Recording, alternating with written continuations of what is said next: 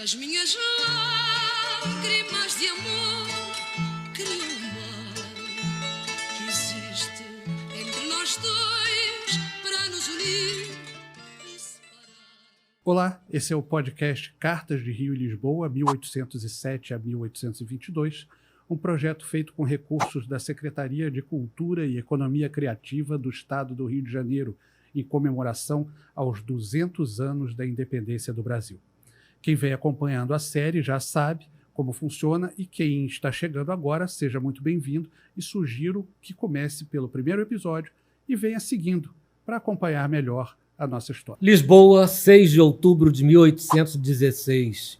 Querido Zequim, finalmente ontem tivemos oficialmente a solenidade das exéquias pela Rainha Dona Maria. Coisas que só podemos atribuir à vontade de Deus. O fato foi que um incêndio destruiu a igreja, restando apenas a antiga pia batismal, que é de mármore. São os mistérios que nós nunca iremos entender. Enviei para você os lucros obtidos nas operações com grãos realizadas em julho e agosto. Abraços do seu irmão, Augusto. Rio de Janeiro, 10 de janeiro de 1817. Querido irmão Augusto, recebi a quantia enviada e vejo que se trata de uma soma considerável. Não posso aceitar esse dinheiro, mas não vou cometer a desfeita de enviá-lo de volta. Entreguei uma pequena parte para Afonsinho, pois considero que o dinheiro é dele, e a parte maior ficará ao cuidado de Constância, com a ressalva de que se trata de dinheiro de Afonso. Uma espécie de seguro, com uma administração mais conservadora, pois o rapaz é muito jovem e com as novas amizades que cultiva, não é boa ideia ter grande quantidade de dinheiro à disposição, algo que poderia desvirtuar-lhe o caráter, inclinando o rapaz para a jogatina, a libertinagem e outros vícios que se adquire quando o dinheiro vem fácil. Nada lhe faltará, eu garanto. E terá sempre a sensatez de Constância para orientá-lo. Um grande abraço do seu irmão, José Joaquim. Lisboa, 13 de março de 1817. Querido Zeca, o Marialva está em Viena torrando o dinheiro que faz falta aos portugueses para arranjar esposa para Dom Pedro. Parece que conseguiu. Fizeram as contas aqui dos gastos e chegaram à soma que daria para comprar um par de sapatos novos para cada lisboeta. Mas há nisso uma coisa muito boa. Se a corte quer se mostrar, é porque pretende voltar para Portugal, pois isso seria condição à união, ainda mais que uma princesa ou arquiduquesa, como chamam em Viena, não iria gostar nada de viver no Brasil. É, sem dúvida, um laço europeu que se faz com a família real. Aqui se fala que a aclamação de Dom João e o casamento de Dom Pedro serão realizados em Lisboa. Considero a informação absurda, notícias falsas para enganar o povo. O que creio ser possível é que a jovem já esteja a caminho daí para um casamento. Aguardemos. Augusto. Rio de Janeiro, 6 de junho de 1817. Uma revolução liberal foi sufocada em Pernambuco. Começou no início de março com a tentativa de prisão de alguns maçons que conspiravam contra a coroa. Estavam bem organizados e conseguiram angariar muitos simpatizantes. Derrubaram a bandeira do reino e proclamaram uma república. A coisa toda começou com revolta contra impostos. E a gota d'água foi a cobrança da taxa de iluminação pública daqui da capital, sendo que no Recife nem existe iluminação pública. Felizmente, tropas leais à Sua Majestade marcharam da Bahia para Pernambuco e alguns navios foram mandados daqui, sendo a rebelião sufocada. Mas dizem que a coisa ficou grande, muito grande, e que as batalhas foram sangrentas, e que os revoltosos tinham até apoio dos Estados Unidos. Agora abriram uma devassa e diversas pessoas foram e ainda serão executadas pelo crime de lesa majestade. Uma coisa horrível. Muita gente vai pagar por isso. É o que dá acreditar em cantos de sereias. A união com os Habsburgos atende bem o fortalecimento de uma monarquia tropical, com tantas revoltas republicanas surgindo por aqui. Como atende Viena na tentativa de evitar um controle da Inglaterra sobre todas as ex-colônias. É uma maneira deles fincarem o pé na América. Não se iluda. Enquanto estiverem pipocando revoltas separatistas por toda parte, não há chance de ninguém voltar a Portugal. Um abraço do irmão Zeca. Lisboa, 14 de agosto de 1817. Querido Zeca, as informações que chegaram aqui é que a coisa foi grande e que gente muito rica participou desta tentativa de independência. O que se sabe aqui é que um certo Cabugá foi pedir apoio aos Estados Unidos e que conseguiu várias promessas. E que se Dom João não tivesse agido rápido, esse pedaço do Brasil tinha virado república. De certo mesmo é que o casamento de Dom Pedro vai atrasar um pouco. Quer dizer, o casamento de fato. Porque o de direito já sabemos que foi em 13 de maio, por procuração, em Viena. Também ninguém sabe como fica a aclamação de Dom João, porque nunca se sabe que pedaço de lugar vai querer ser reino ou república. Cuide-se bem, não se envolva com quarteladas. Augusto. Rio de Janeiro, 6 de dezembro de 1817. A princesa chegou. E graças ao meu trabalho fui um dos primeiros a vê-la, ainda dentro do navio. Uma figura bonita, muito branca, de olhos muito azuis, um tanto gordota, é verdade, simpática e com um olhar muito interessado em tudo. Fui como encarregado de desembaraçar a chegada dos objetos, o que fiz como mera formalidade, uma vez que não havia nada a taxar, e um exame, mesmo sem rigor, levaria dias, já que veio um navio lotado somente com o enxoval e pertences da princesa. Fiz registro de liberado sem vistoria, e dei breve passada de olhos, mas por curiosidade e para assunto em rodas de conversa. 42 caixas fechadas, cada uma da altura de um homem. Uma grande coleção de gravuras, uma biblioteca e ainda vi 3 caixões ricamente ornamentados, trazidos para o caso de morte da princesa em viagem, o que, graças a Deus, não ocorreu. Eu esperava um grande número de camareiras, mordomos, aias, que até vieram, mas veio em muito maior número cientistas, zoólogos, botânicos, que, chefiados pelo Dr. von Martius, pretendem excursionar e se embrenhar pelo Brasil. Após o desembarque, o casal passeou a pé pelo centro da cidade, sendo aclamado pelo povo. A cidade foi limpa e enfeitada pelo artista Debré. Todos fomos orientados a não sujar as ruas. A princesa é bem discreta e parece mais interessada em ciências e na fauna. Creio que terá a vida bem apagada e sem importância na política da corte. Esse artista, Debré, que enfeitou a cidade, veio naquele grupo de franceses com que Afonsinho se relaciona. Inclusive tem um ateliê no Catumbi, onde agora Afonsinho também tem um ateliê. Foi comprado com aquele dinheiro que você enviou. O Catumbi é um bairro bonito, que reúne vários artistas destes que vieram da França.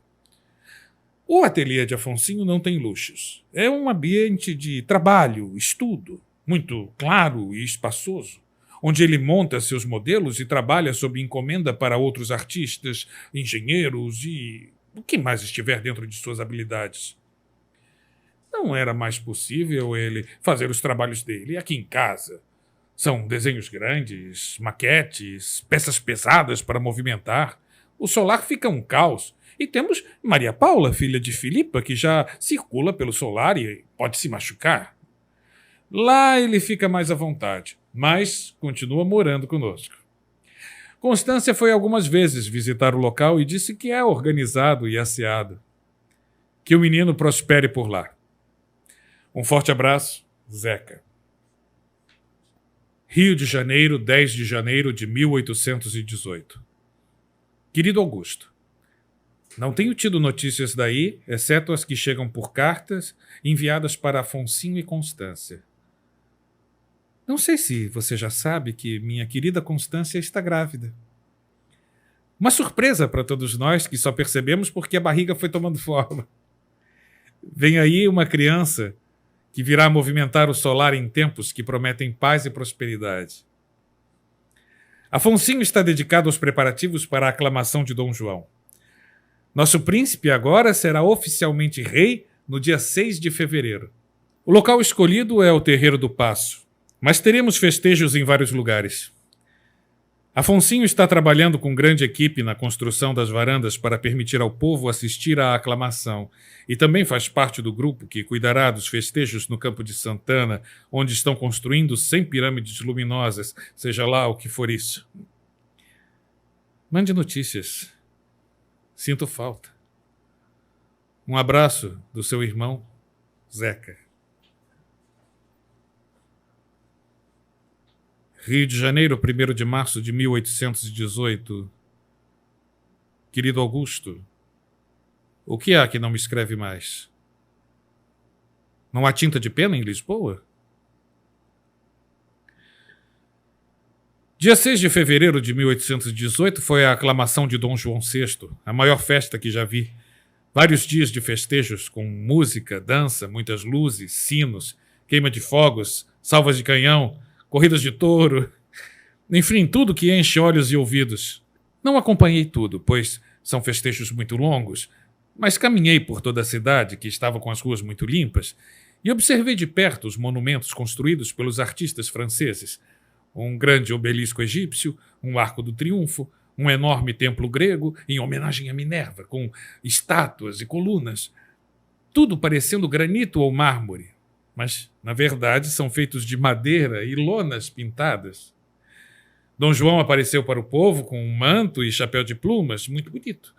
Como se sabe, não há coroa, pois a coroa portuguesa foi para o céu na cabeça de Dom Sebastião, mas Dom João recebeu o cetro real. Agora, os preparativos são no nosso solar para a chegada do pequeno ou da pequena. Vamos aguardar, sem muita ansiedade, mas acreditamos que seja para junho ou julho. Por favor, mande notícias, ou pelo menos diga por que não escreve. Do seu irmão José Joaquim.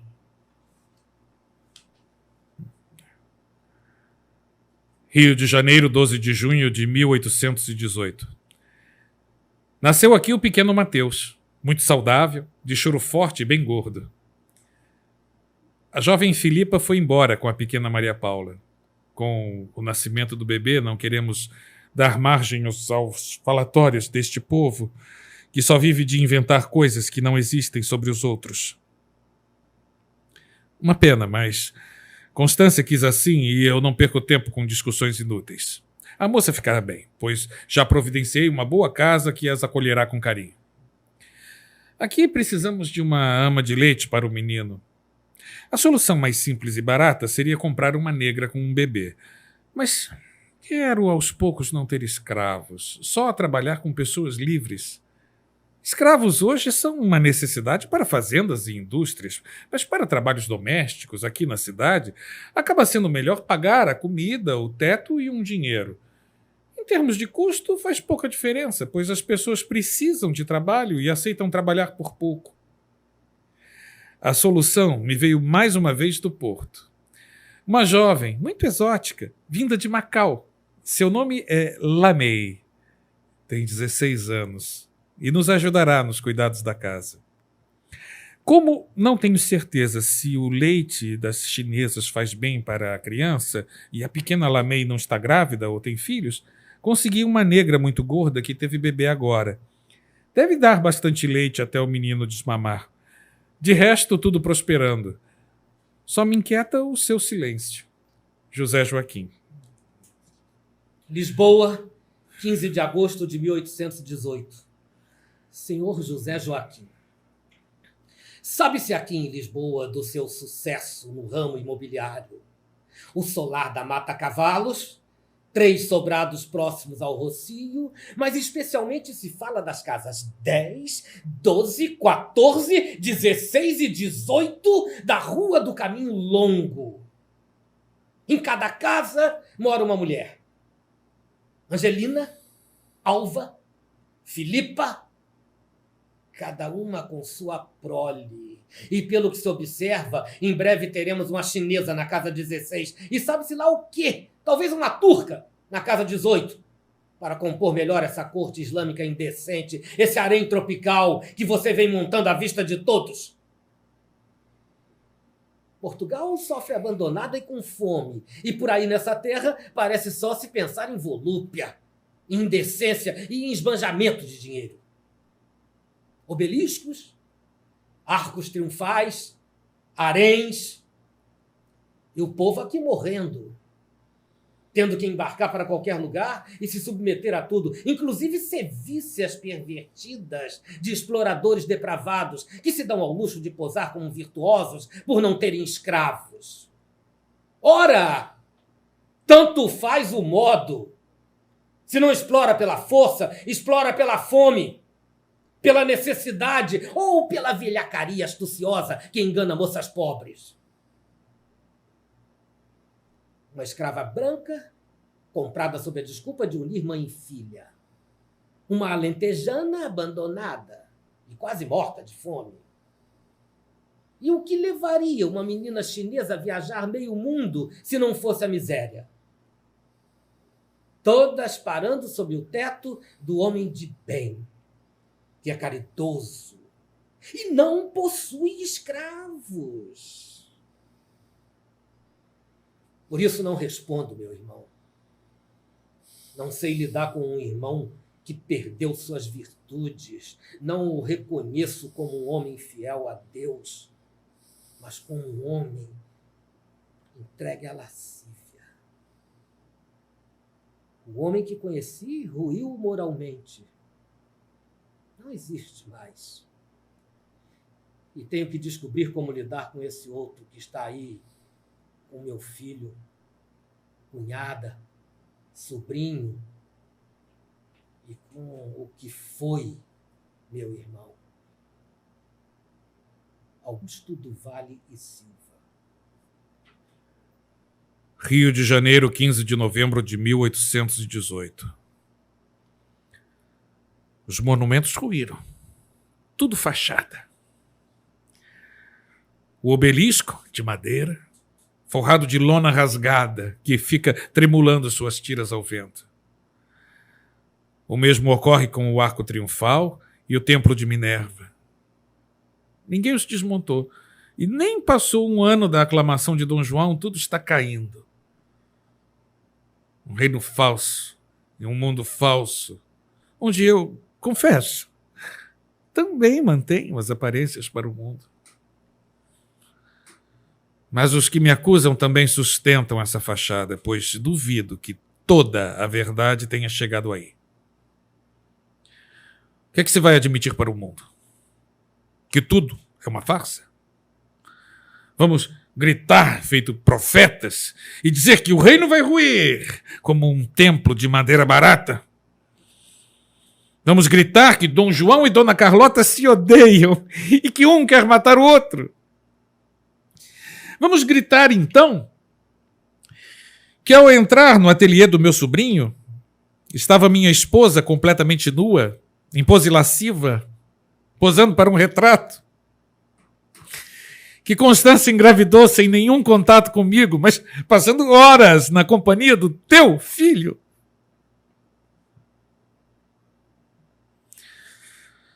Vamos admitir para o mundo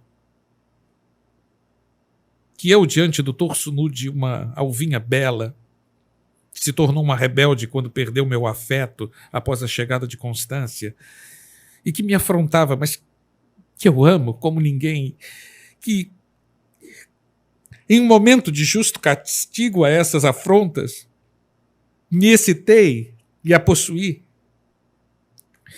e que essa menina ficou grávida. Que a solução era entregar a menina em um convento, colocar o bebê na roda. Vamos admitir que, em algumas noites solitárias, no início do Brasil, me servi de Angelina, porque era minha, e era bonita, e carinhosa.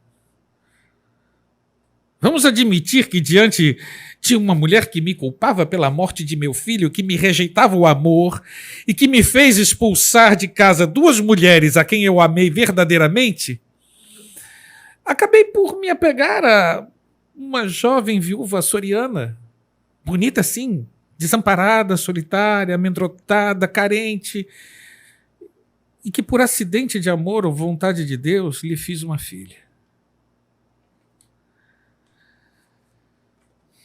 Pois bem, todas essas mulheres e crianças acolhidas e cuidadas, cada uma com a sua casa, que visito e não deixo faltar nada. Meus filhos, minhas filhas, meu sobrinho, que tratei como filho e que por sinal me traiu.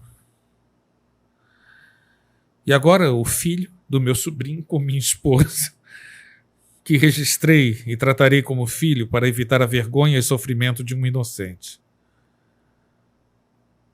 Estou errado só por espalhar o amor? Por levar vida discreta? Por ser um homem que poderia estar nas rodas de lundu, nos bares, nas noites pecaminosas do Rio, que até o príncipe casado frequenta diante de todos? Eu não aceito a pecha. Não cultivo maus hábitos, não bebo, não brigo, não bato em mulheres. Sou discreto. Apenas saio do meu trabalho, encho as algibeiras de doces para as crianças e visito cada dia uma casa. Meu vício, se condenável, é o de amar e amparar minhas mulheres e minhas crianças. É errado? Pois me oriente. Devo expulsar Constância e Afonsinho?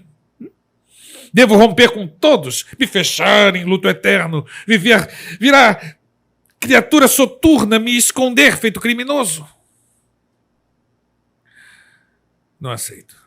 Não aceito o julgamento moral. Se quiser, não me escreva mais. Escreva para seu filho, para seu neto, para sua cunhada, que Deus sabe, é também sua nora. Por mim nada mudou. Nem tenho mais mágoa, nem tenho menos afeto por ninguém. A vida se transforma. Um general francês ganancioso, dilúvios de cerveja, erupções vulcânicas, erupções sociais, descontroles individuais de amor e ódio. O capricho de um homem, o capricho de um rei, o capricho de Deus. Tanto me faz. Só podemos nos enfiar no navio da vida e navegar. E para aliviar as angústias, escrever. Se assim quiser, é o que temos. E é só o que teremos. José Joaquim. Mais uma vez, temos uma referência a uma revolução. Dessa vez, a Revolução Pernambucana. Com ideias liberais, sempre as ideias liberais. Uma vez que você solta essas ideias, elas não têm mais como voltar para o lugar e elas começam a contaminar e as pessoas começam a se interessar e começam a fazer revoluções, tentando fazer com que essas ideias funcionem. Essa Revolução Pernambucana foi sufocada com grande violência e cabe uma reflexão interessante aqui. A gente estuda a história do Brasil como uma história muito pacífica e a gente talvez devesse estudar as guerras, porque são muitas guerras na história do Brasil. Guerras externas, guerras internas, e que a gente devia ver isso com mais atenção, porque a nossa história foi escrita com sangue, e a gente esquece isso. Parece que foi só o Pedro I chegar lá, levantar uma espada e estava tudo resolvido. Não foi, não. Muita gente morreu. Então, eu acho que valeria um estudo das guerras, das revoltas, das revoluções internas na história do Brasil. Seria interessante também observar as diferentes necessidades regionais, porque essas revoltas também se davam por conta disso. São diferenças regionais, são necessidades econômicas, culturais, coisas de um Brasil muito grande. E aí não cabe ficar dizendo bobagem se seria melhor se fosse assim, se tivesse separado assim, se tivesse separado assado. É só essa reflexão mesmo de que nós temos que entender as diferenças e aí trabalhar em prol de equacionar essas diferenças e deixar todo mundo razoavelmente contente. É isso. Não esqueça de se inscrever, curtir, compartilhar com os amigos, clicar no sininho e continuar acompanhando a história nos próximos episódios. Esta paixão